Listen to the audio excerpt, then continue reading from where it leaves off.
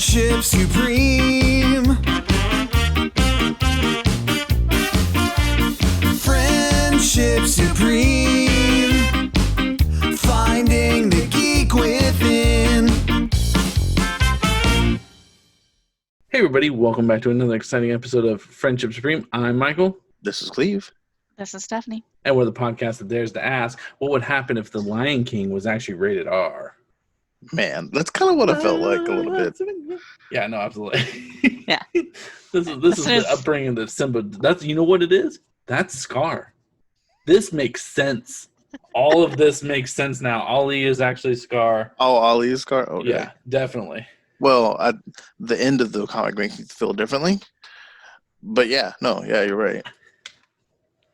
So today we are going over a graphic novel called The Pride of Baghdad, written by Brian K. Vaughan and artist by Nico Henrichon. I don't know. Has he worked with her before? Or Nico? I didn't see. Nico was, sorry. I shouldn't just assume. I'll look that up while you're talking, introing, sorry. So basically a graphic novel, one issue, one shot, which I don't know about you two. I really enjoy reading stories that just are open to shut. It's nice. It's one I tend to find myself buying more of those because you can just hand it to somebody and go, hey, you can read this if you want to, instead of Stephanie, if I said the Spider-Man line and I had to give you a bunch of comics and then go, by the way, the story's still being told. You know what I mean? Mm-hmm. And then there's 5 spinoffs. Oh, right. So I am super curious to see what you guys thought, because there's a quote here and it says, those wanting a simple, quote-unquote, tale of survival and family will find that. Those wanting a powerful, gripping analogy of war will find that as well. So it's funny because there's a lot of story here and not a lot of story here, kind of all at the same time. Yeah, I feel like it was one of those stories that you could read it at like face value and not get a lot out of it, or get what you want out of it because you're just reading it at face value. Right. And then if you wanted to, you could read deeper into it and figure out what the turtle is saying. I was going to say, like the sea turtle. Yeah, trying to figure out what he's saying and get more out of it. So it could be for a bunch of different types of readers. I feel like Brian K. Vaughan does that. So Nico is a guy, by the way. My apologies, from Canada, and has not worked on anything else with Brian K. Vaughan that I can find. But I feel like Brian K. Vaughan does that, where like he has these great stories, but like Saga, which Cleve had me read, there's definitely deeper meaning to it, and a lot of like political statements. Same as this one, I would say. Yeah, I think it's really cool that all three of us read it, because it says, writer Brian K. Vaughan was also careful to avoid pinpointing any one particular viewpoint. Each line represents a different attitude, which is refreshing since many books do not allow this choice. So each person, I feel, can read this and kind of maybe identify with a different lion in the situation, especially when it comes to war. Yeah. So I'm curious to see what you two felt or thought. It was beautifully drawn. I really like the art style. That's why I was curious if Nico had done anything else with Brian, because it looks very familiar, but really well drawn. Great story. I think it's interesting. Did any of you guys look up to see if this really, like, because they had that little blurb at the end about the 4 lions? Is that a real thing?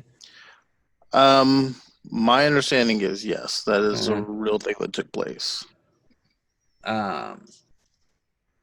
It was almost, so when they came out of the zoo, it almost felt like a dystopian. Like, I thought it was like it was no longer in our time. It was, in fact, even while they were in the zoo, it felt like it was like in some kind of apocalypse type of world, which is, I guess, kind of heavy thought when you think about this taking place and being in a war zone, and that, you know, being what a war zone really looks like. Sorry, I'm looking up to see if I can find anything about the lions. if the lion thing was true, which just assumed it was, because that would be a weird thing to put in a book and lie about. Yeah. Like it just be a weird thing to add. But if it's true, I mean, I like the idea that someone saw a story about 4 lions and then made And up an then entire. wrote this around it. Yeah. And I wonder how much of it was real. Was there a lion that was blind and, had lost both eyes? Is that a thing? Mhm. Do they really fight a bear? That's part of the part I assumed was made up, if it needed to be, because you have lions getting out of a zoo, and then you have the lions at the end, and you have to fill in this middle with whatever. Right. The basic rundown of the story, by the way, because we're not going to really go into detail about certain, like we're not going page to page.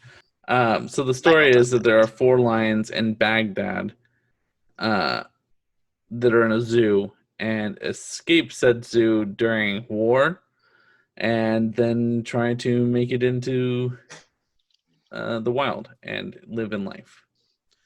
The story is a fictionalized account of the true story of 4 lions that escaped from a Baghdad zoo after an American bombing in 2003. So there were 4 random lions roaming the streets. I also wonder if that building is true that they found with the lion painting. I imagine that's true. That was beautiful. There were some, like, I don't know if you're, and I don't know if it would have been in Baghdad, but I remember seeing like pictures and stuff on the news of like different houses where a lot of the like heads of the military were living, and it was just insane murals and stuff there with crazy like fantastical paintings and stuff. No, I think it was really good. I think the art was beautiful. It's told from the point of I'm interested to see where he came up with the idea for these characters. Right. Yeah. Because you don't have much to go off of. No. And all of them were unique. Like you had the little lion cub who was new to the world, didn't understand very much about it. Has always lived in the zoo. Yeah. Yeah. The grizzled old lioness who's seen too much of the world, doesn't ever want to go into it ever again. Okay, so real quick, How'd you feel about the rape scene? Just to pause on that character, because I was texting you guys and I was like, okay, I found a way to get to it. By page 13, I'm really drawn in. And then I'm like, page 19, what the fuck is happening here? Like, because that was the scene where she was like, what was the wild like? And then that whole thing that was terrifying. But here's and this is kind of the comment I have on the rest of it as well. But like, it's weird to humanize animals, and like I know that sounds dickish, I guess maybe on my end, but it's weird to like look at lions in a zoo. Like if we were to go to a zoo right now and look at a lion and be like, man, that lion has passed, and it's thought about like all the horrible things that have been done to it. And I don't know, like, don't get me wrong, I don't want anything bad to happen to animals. I love animals. I think that we should care for them, but I don't ever think of it like they're having fucking flashbacks to, a prison scene from Oz. Okay. So I will counter that with the way I think of it is I've been to a pound to try to adopt a dog, and there's a section in the back of this one specific one that was like, hey, these are more aggressive dogs. And there was a pit bull back there, and it just had this stoned face. And I think to myself, okay, this dog has gone through some shit. And that's why this dog is in this section. And that's why this dog, unfortunately, probably won't ever be adopted. And this is why this dog has the face that it has, is because it has been through things and it remembers. And I agree with that. The only reason I would say differently about this particular scene in my head, and again, this can be triggering for some of our listeners, and I apologize for talking about it, because it is kind of a graphic, like not graphic, but it very much insinuates she is being raped by him, by a lion and 3 brothers. But I always in this particular scene, I think of it as breeding. And if you've, this sounds weird, but like, if you've ever had to see an animal hump another animal, like that is what happens. They like bite down on the back of the neck.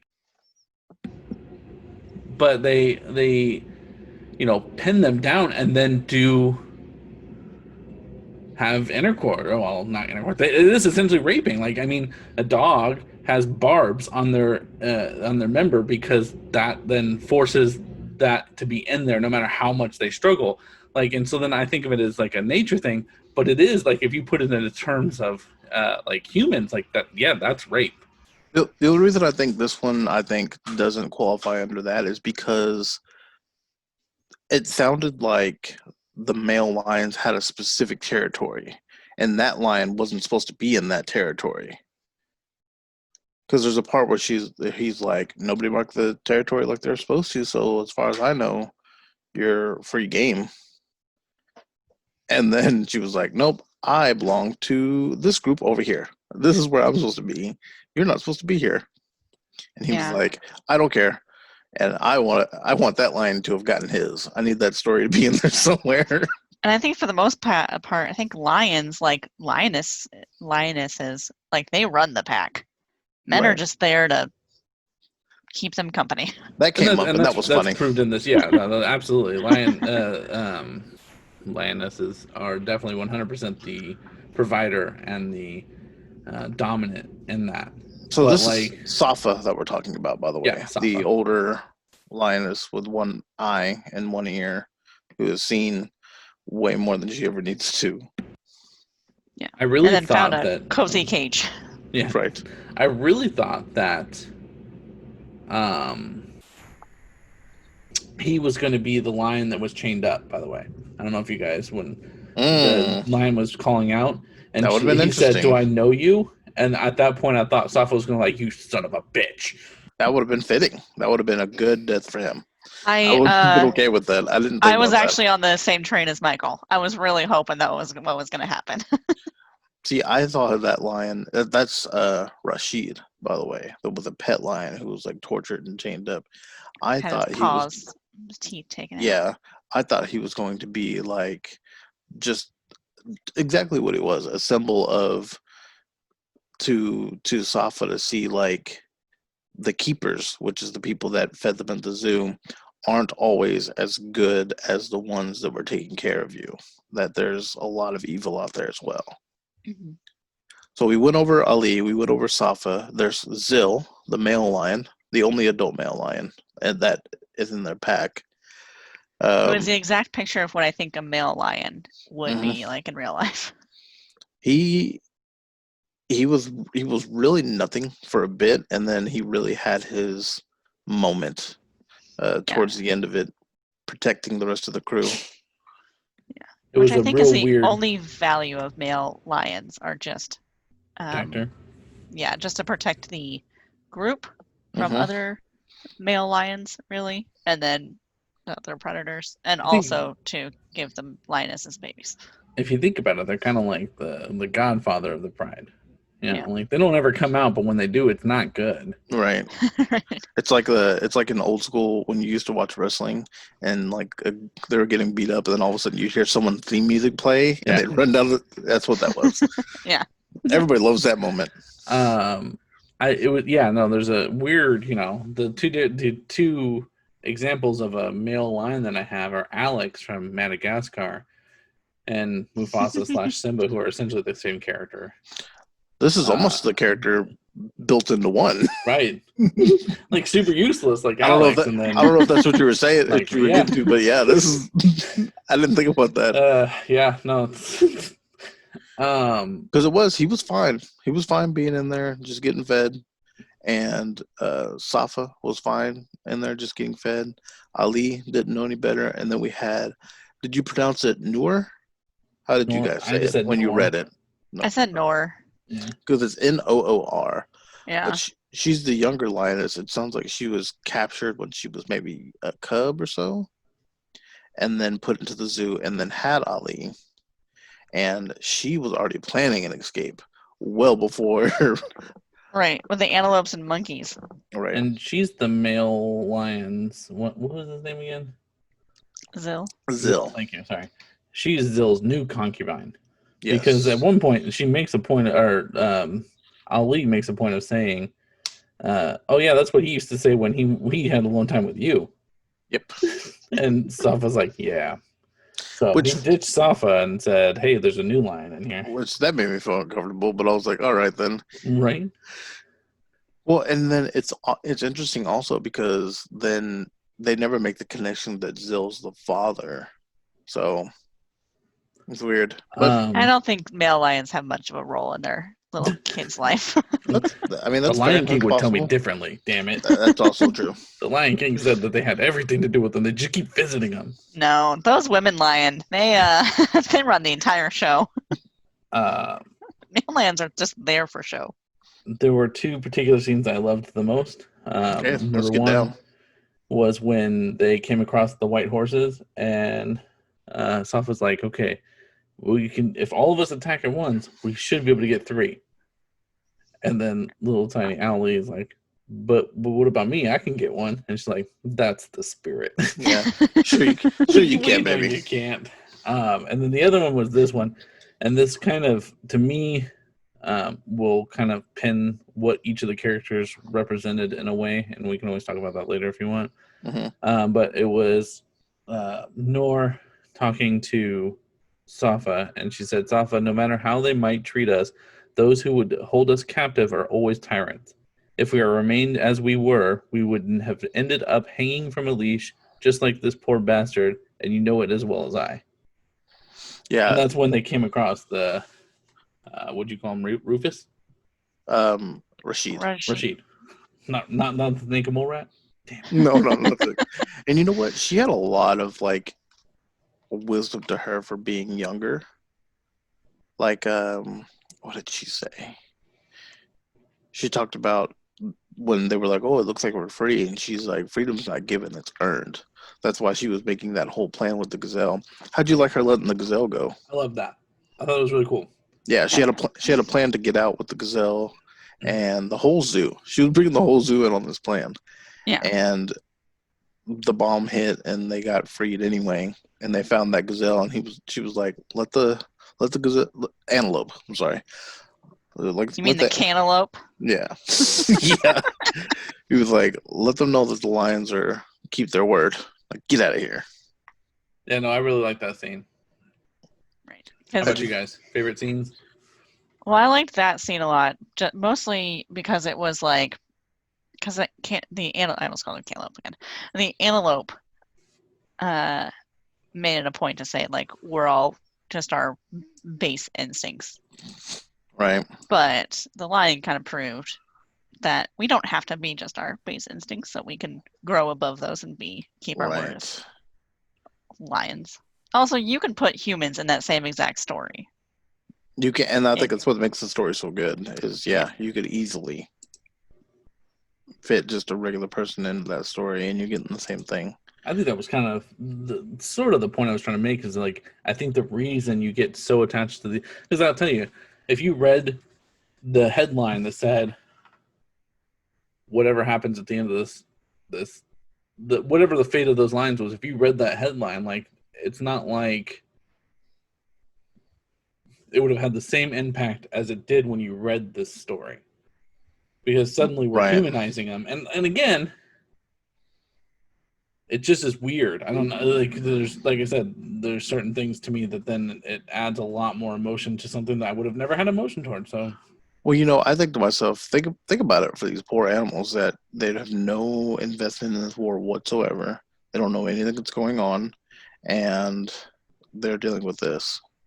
I think that for a lot of, even without war-torn areas, I think third world countries with zoos is a horrific thing. In a lot of ways, like Thailand. Like, I very much want to travel to the southeast of Asia. Would love to go to Thailand. Think it would be amazing to ride an elephant. However, I know what happens at these elephant farms and these elephant habitats where they let you ride elephants. And there's lots of people just stabbing them with nails and stuff to get them to go, and they're just abused and malnourished. And so you get all these countries that are using them for a tourist attraction, and it's really damning. That being said, I've been to places that treat them really well. Grand Caymans has a great turtle farm. In fact, the only turtle farm in the entire country or in the entire world.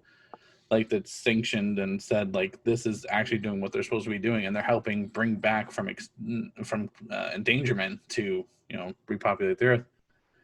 Are you talking about the Tiger King? No, I don't want to talk about the Tiger King. Well, yeah, you know what? That's fair. In the U.S., there are also people that use animals as an attraction, and it's awful. Speaking of which, randomly, did we talk about how Barnum and Bailey's is doing an all holographic circus now? Like all of their animals are no longer actually animals. Is that from the backlash that came after Tiger King? I would Because assume people realized how awful horrible. it is. Yeah, I'd Which assume I it has to be from a lot of the backlash. I don't even think I realized that, like even the animals in like movies and stuff are coming from places like Joe Exotic Zoo. Yeah, I don't know why I just had like this thought that they were being taken care of by people who were. Friends ruined that for you because of Marcel the monkey. Yeah. Friends ruins everything, Stephanie. The devil. That's not a joke. It's not a joke. So My friend. my scenes that I enjoyed,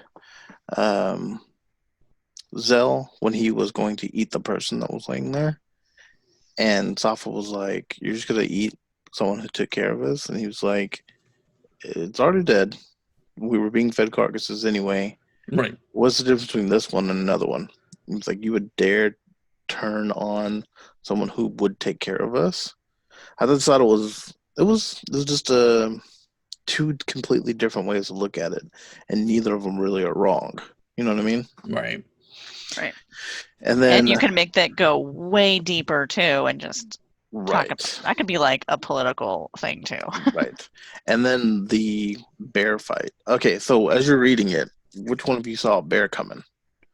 'Cause Nope. you see the eyes and you see the mouth, and I was like, oh, okay, it's the other lion. Like, Yeah, I and just then you figured it see was this another lion. massive, what I assume is a grizzly, maybe a black bear. I was like, are we in Russia?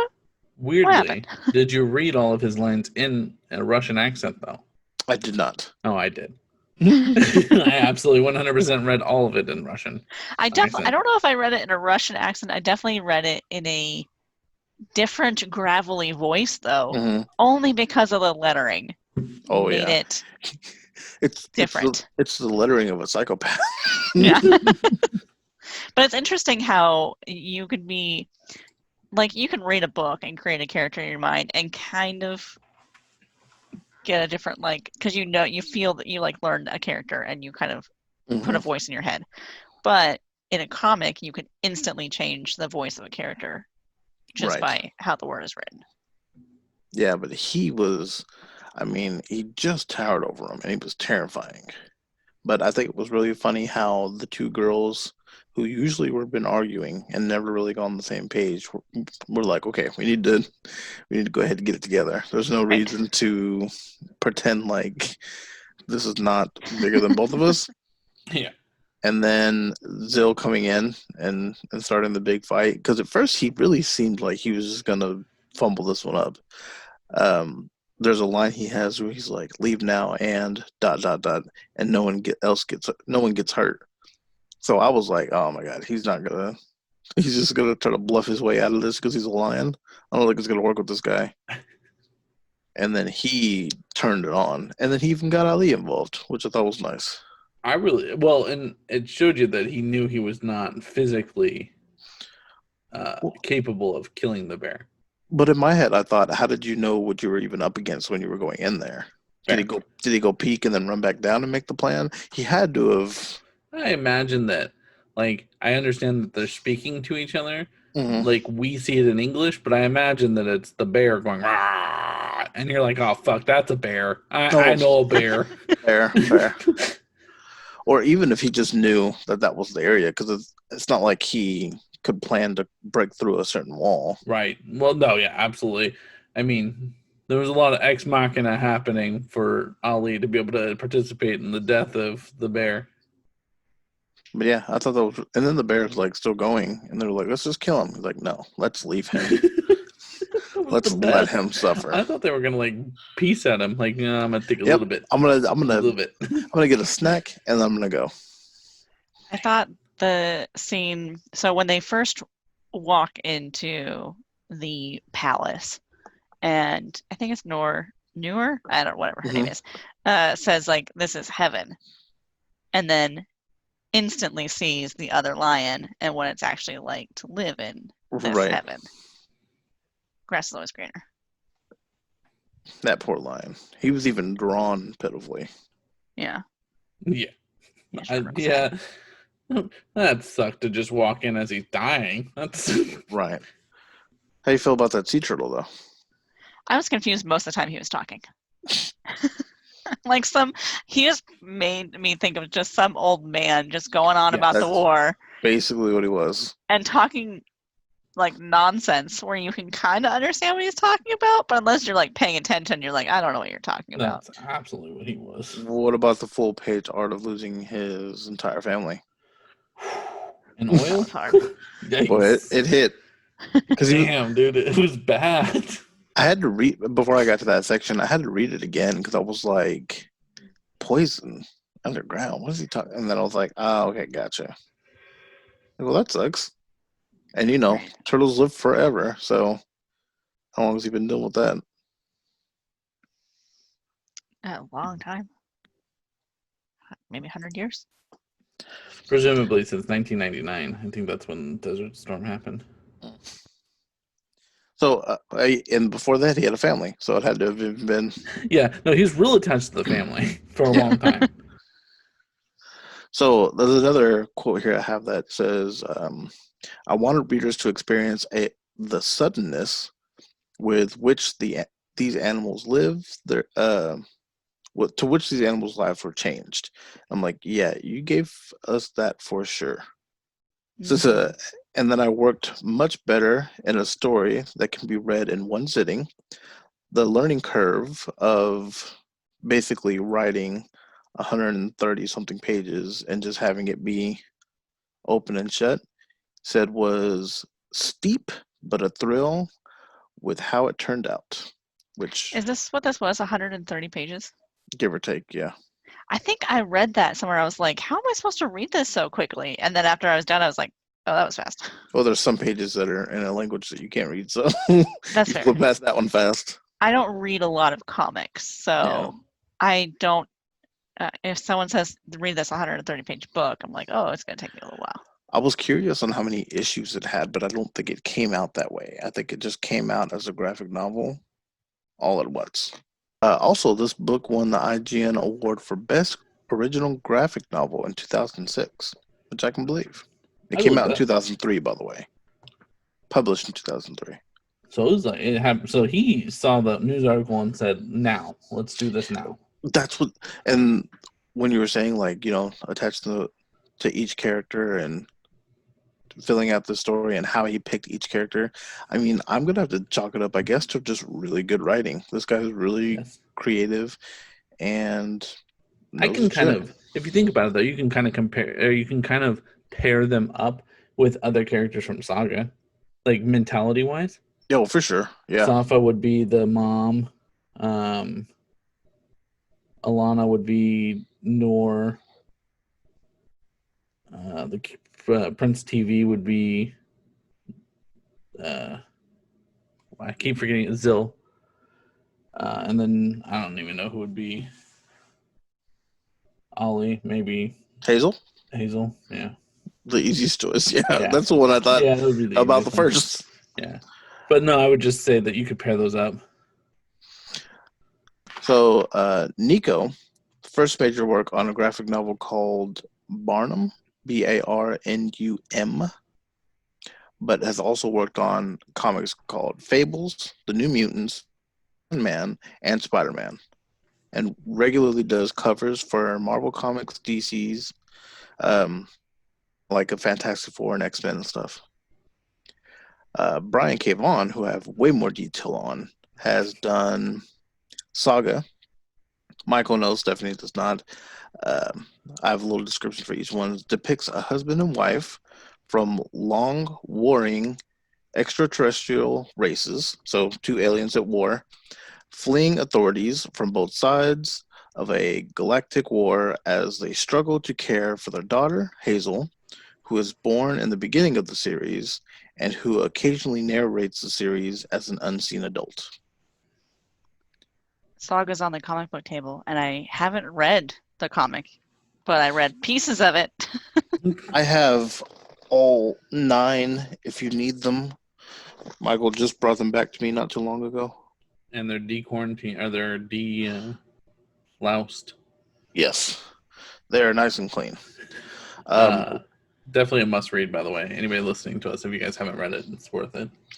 Another one, I know I have 9 there, but this is another one where he's said, I know how this story's going to end. On it. Don't, because the last issue was like 2018. How it's ending, I just want to make sure everything's lined up. He said, if I get hit by a bus, my wife knows exactly how it's going to end. She can finish the story, which I thought was funny. Runaways, he writes for them, or the comic of it. I assume a little bit of the show as well. The show on Hulu. I guess I'll read it. I mean, we both know it, but I guess people listening might not. Fair.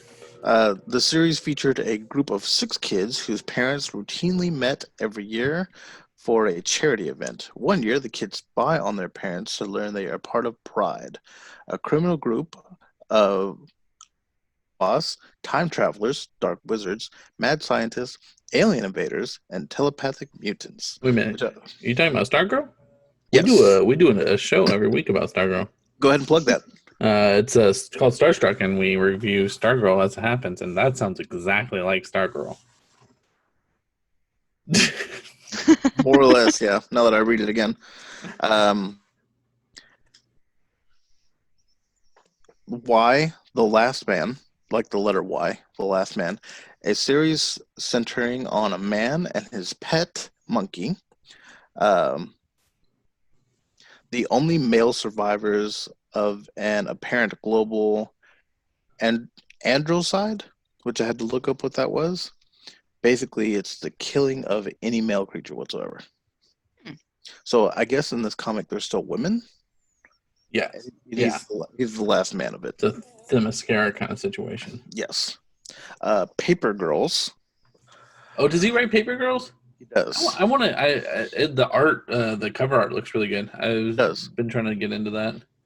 So Paper Girls follows the story of 4 12-year-old newspaper delivery girls set in a fictional suburb in Cleveland, Ohio. While out delivering papers on the morning after Halloween, the town is struck by an invasion from a mysterious force from the future. The girls become unwillingly caught up in a conflict between 2 warring factions of time travelers. Yeah, it looks good. Got a couple people in the comic book groups I'm in talking about how good the read is. It looked pretty good. He also wrote for Lost. I don't know how many episodes or which episodes. We know Stephanie's not a fan of him. Well, maybe he wrote the early stuff. That's fair. In which case, she is a fan of him. That's fair. And then the last one is Ex Machina. A series details the life of Mitchell 100, also known as the Great Machine, the world's first and only superhero who, in the wake of the actions of 9/11, is elected mayor of New York City.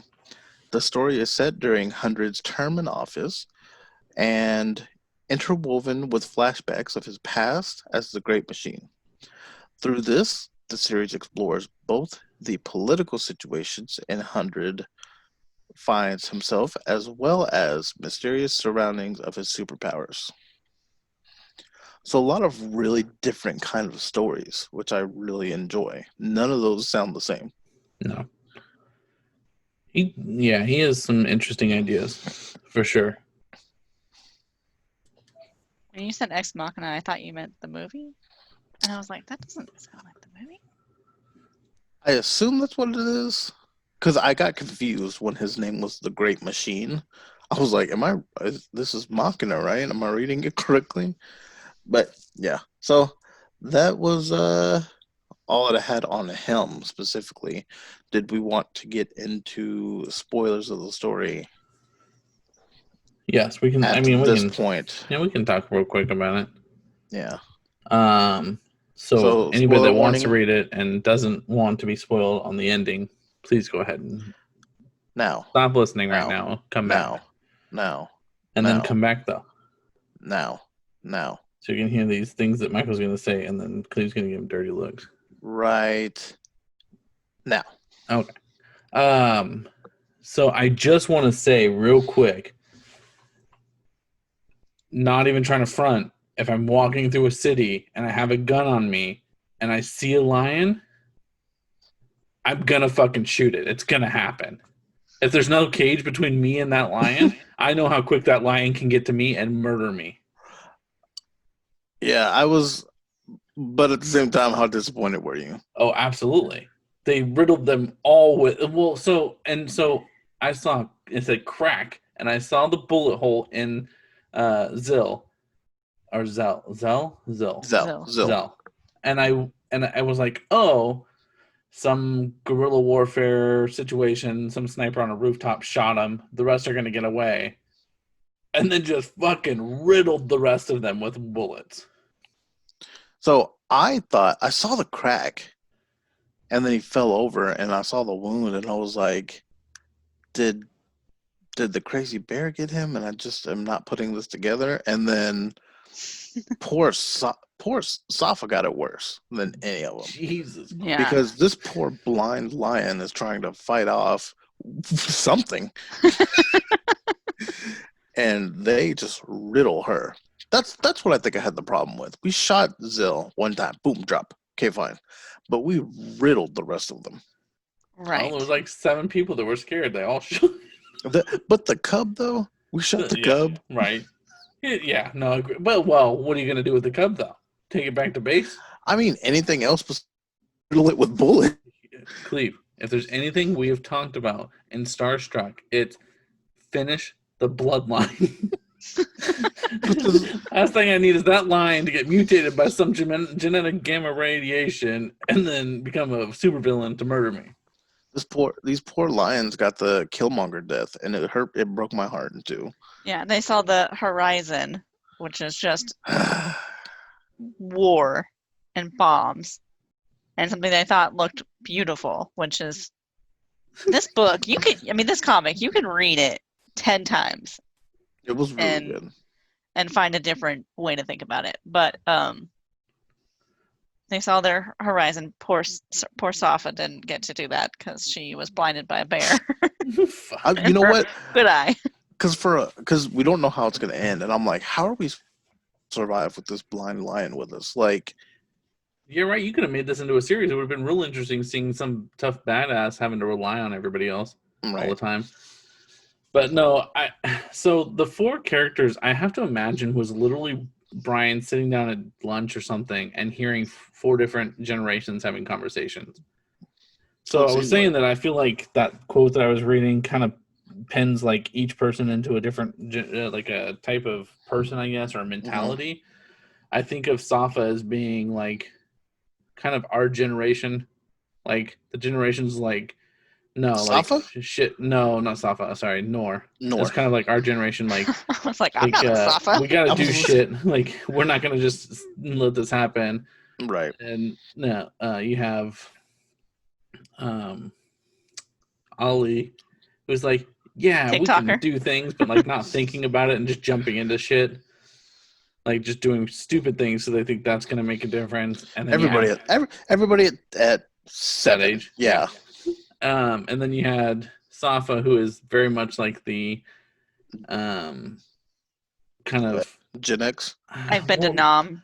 Like I think of it, so it's real interesting because her love for the Keepers is this crazy, like I almost want to equate it to the motion picture depictions of slaves that like were appreciative to their slave master. You know what I mean? It was like, thank you so much for bringing me into the house instead of making me work in the field. And it's like, you know, you're still like, but you feel appreciative when in reality they're still robbing you. They're just robbing you of less dignity than the rest of the people they're robbing of dignity. See, I almost saw it as like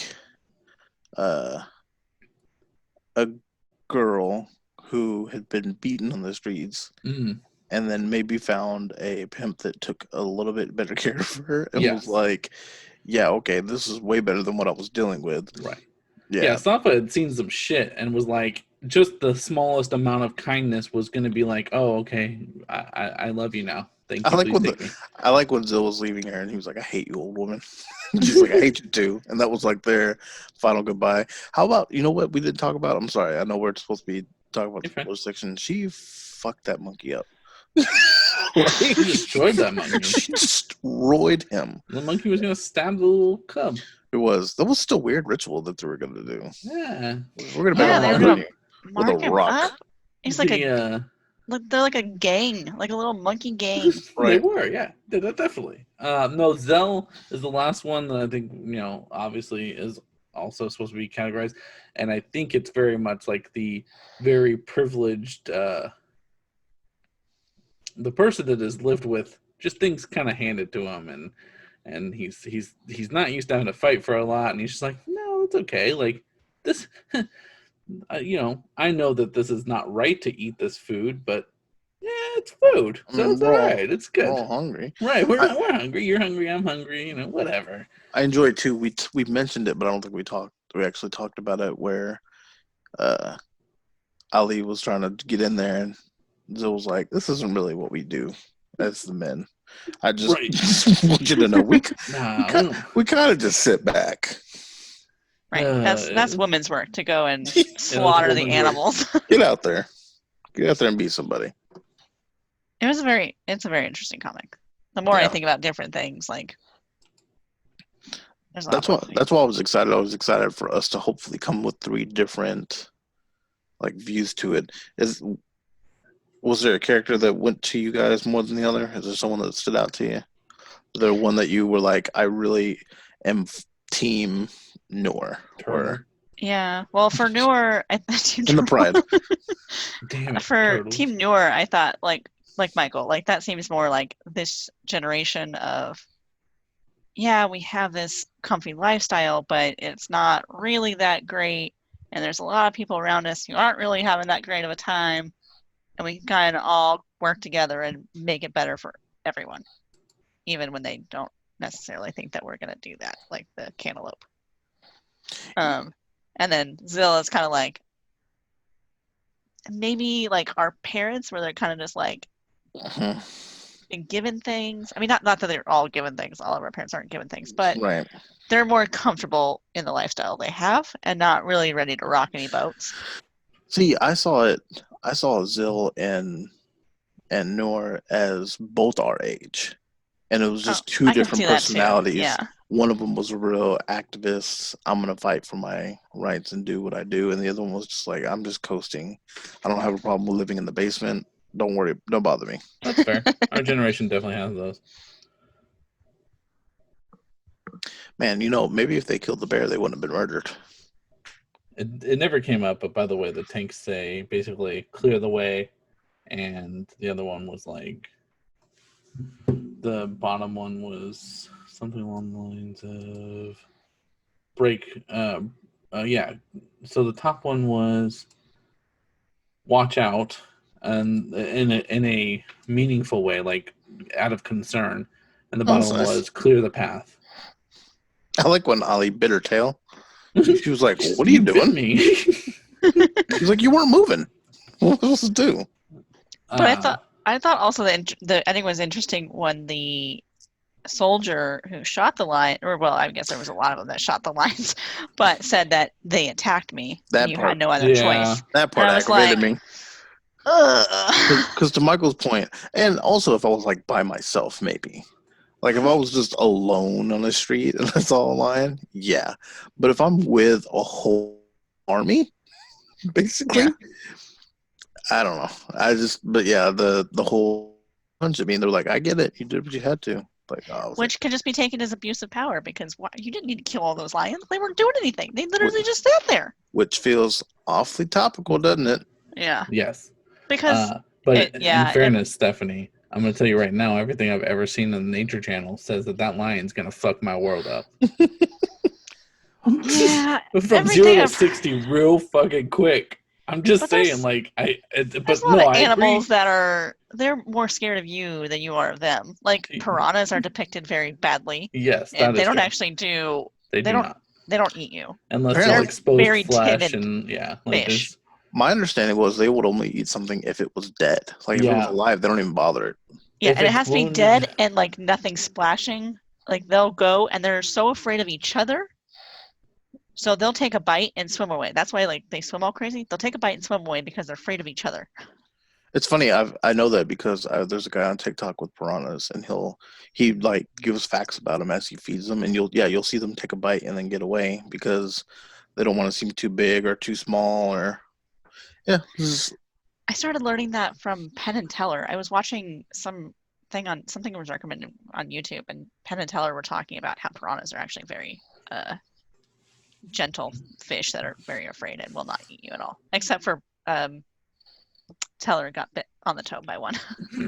I don't think we talked about the very last line, by the way. when she's trying to speak to her poor baby. Oh, Is that the part? No. No, the part with last- the end the and the soldier. birds in the sky. That part The broke me soldier too. said. The soldier said, "No. The last speech bubble that exists is the soldier says, because he says, what was that?" And he said, "Oh, it charged at me." And then he says, "You didn't have a choice, I know." And he said, "Where'd they come from? Those things aren't wild out here." He said, "No, not wild." And then it said, "They're free." And I think that's a weird mentality to have, that like it's almost like a mercy kill. Like in their mind, they put them down and like now they can be free.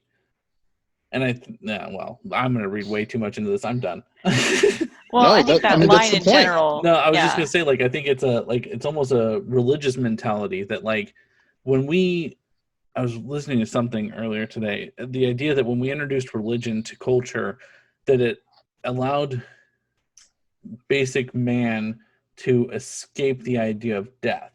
So because there is an afterlife, like in our head, when we die, we don't die. We're just ascending to another realm in a way. And so, like, the idea that you're suffering here, don't, like, and I see that mentality a lot, and, like, hospice care and stuff, and so my grandma I took care of for a while, or helped take care of when she was in hospice, and you see that mentality around that, like, when you sign someone up for hospice, it's, we're going to come and make them comfortable until they get to go to the afterworld. And it's like this idea that death is almost welcomed if you're suffering. Right. And that if you die, suddenly you're in this free kingdom. And so it was when I read that, it was like, oh, well, that's just, the idea that death is better than suffering. I can see that. Again, Killmonger, man. Yeah. That's better than bondage, man. I wonder if Noor would agree. Noor's Canadian, so I they thought don't have freedom. the line, not the last speech bubble. The line at lion? the end. The line, the L-I-N-E. Oh. The No, I line was at talking the about end. Martin. No, yeah, I Oh. was thinking Nico. My bad. The line at the end where it was said, it was talking about the lions, and then it said also, and there were other casualties. Right. Like, just a reminder that war was taking place here, ladies and gentlemen. Yeah. Man, when Noor was trying to talk to her little baby lion, it was rough. It's okay. Can you hear me? Can you hear my voice? This is gonna be okay. And I'm like, It's not. It's not going to be okay. I hate all of this. But it was a good read. I think it was a really solid read. I agree. I like one-offs. I'm more inclined to buy a set of comic books from auctions and stuff if I know it's the entire series, and especially if it's a shorter series. Right. It makes it a lot easier. Okay. So, in spoiler section, there are no more spoilers now. You can come back. if you want to do like you should write it on the screen too. Yeah. like timestamp stuff. Yeah. Stephanie, recommended read. Would you bring this to somebody else's attention? Yeah, I'd have a bunch of people read it, and then you could have an entire conversation. I mean, not like we just did about it, but you could go more in depth and dissect basically the entire thing. We start a Friendship Supreme book club? I challenge people if they listen to the episode before they read it to listen to the episode it and then come back and listen again and see if any of their opinions differ from ours. Michael, recommended read? I imagine there's a lot of people who have different opinions than ours. It For was sure. really good. I think it was a solid read. Yeah, I already. It being so short, I would suggest this over Saga just because you can read it in one sitting. But I think Saga Right. was better. Oh yeah, but yeah, I would have definitely been okay with this still going on. But Yeah, okay with but it. obviously, It had a good ending. Yeah. Not great, because of what takes place, spoiler stuff. But yeah, good ending. It was good. It was a lot of story in a short amount of time, which I thought 130 pages was a lot, but Mhm. I was actually surprised when it ended. I was like, oh, it's done. Okay. Well, this is it. Okay. it's abrupt. Yeah, Thank for you sure. for the abrupt end. Bye.